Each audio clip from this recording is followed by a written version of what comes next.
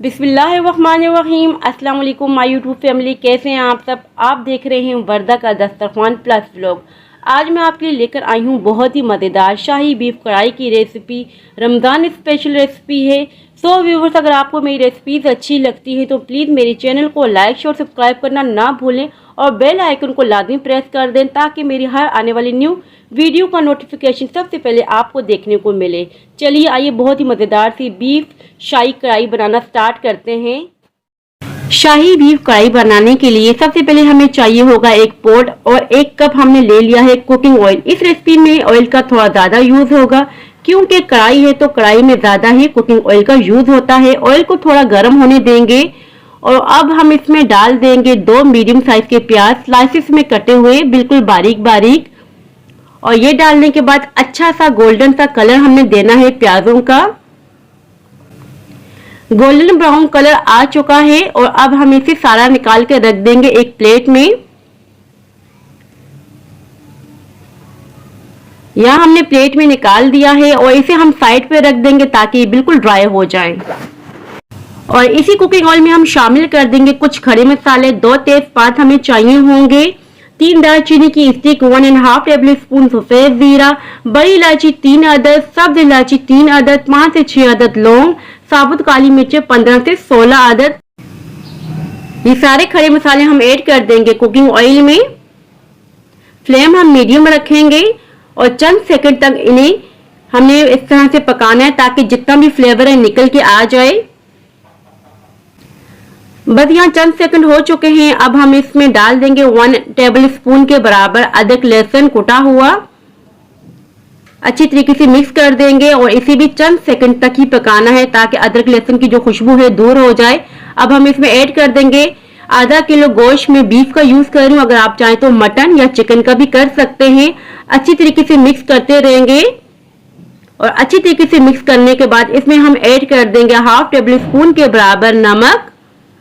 कढ़ाई में नमक थोड़ा कम ही यूज होता है, इसमें ग्रेवी होती नहीं है तो भुनी भुनी बनती है, इसी वजह से नमक आपने कम ही यूज करना है। अब हम इसमें डाल देंगे 2 गिलास के बराबर पानी। पानी डालने के बाद लिड लगा देंगे और इसे 45 मिनट तक पकने देंगे मीडियम फ्लेम में ताकि गोश्त अच्छी तरीके से गल जाए। और यहाँ देखें हमें टोटल 45 मिनट हो चुके हैं। लिड हम हटा देंगे और वीडियो में आप देख सकते हैं कि थोड़ा थोड़ा सा पानी इसमें रह चुका है और इसी पानी में हमने ऐड कर देने हैं टमाटर। कटे हुए टमाटर मैं ऐड कर रही हूँ, मैंने इसका छिलका रिमूव कर दिया है। 6 से 7 अदद मैंने टमाटर यूज किए हैं और मोटे मोटे से मैंने कट कर लिए हैं। और अब हम इसमें ऐड कर देंगे 1.5 टेबल स्पून के बराबर खुश्क धनिया पाउडर, 1.5 टेबल स्पून के बराबर कढ़ाई मसाला, किसी भी ब्रांड का आप यूज कर सकते हैं या आप कोरमा मसाला भी इसमें ऐड कर सकते हैं, बहुत ही जबरदस्त सा फिर भी फ्लेवर आएगा। 1 टीस्पून के बराबर लाल मिर्चों का पाउडर हमने ऐड कर दिया है। अच्छी तरीके से हमने मिक्स कर देना है। लिड लगा देंगे 15 मिनट के लिए और फ्लेम हम मीडियम रखेंगे। 15 मिनट हो चुके हैं। दरमियान में हम चेक करते रहे हैं और टमाटरों को साथ साथ मैश करते रहे हैं क्योंकि हमने मीडियम फ्लेम रखी हुई थी और भुनाई भी हो चुकी है अच्छे तरीके से 15 मिनट के अंदर अंदर। और अब हम इसमें ऐड कर देंगे 1/2 कप के बराबर योगर्ट। योगर्ट को मैंने बीट नहीं किया, दही को हमने बीट इस वजह से नहीं किया कि बहुत ही मजेदार सा हमारा दानेदार सा मसाला तैयार हो। जब हम दही बीट कर लेते तो दानेदार सा मसाला तैयार नहीं होता है। अच्छी तरीके से मिक्स कर देंगे और अब हम इसमें ऐड कर देंगे 1/2 टीस्पून के बराबर गरम मसाला पाउडर। और ये प्याज जो हमने ब्राउन करके रखे हुए थे इसको अच्छी तरीके से हाथों की मदद से मैश कर देंगे। आपने कूटना बिल्कुल भी नहीं, हाथों की मदद से इस तरह से मसल देना है। और यहाँ देखिए अच्छी तरीके से हमने मसल लिया हाथों की मदद से। ये सारे प्याज इसमें ऐड कर देंगे, अच्छी तरीके से हम मिक्स कर देंगे फिर से।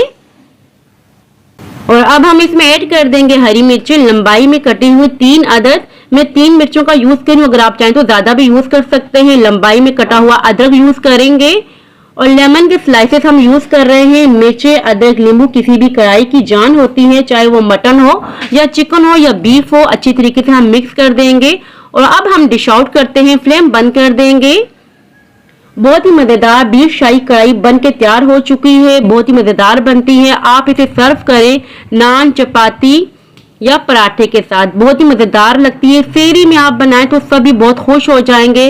सो व्यूअर्स, ये थी मेरी आज की रेसिपी। आई होप कि आपको पसंद आई हो। अगर पसंद आई हो तो लाइक शेयर सब्सक्राइब लाजमी कीजिएगा। दुआओं में याद रखिएगा। अपने अपने वालिदैन का बहुत ख्याल रखिएगा। आप इजाजत चाहती हूँ। अल्लाह हाफिज।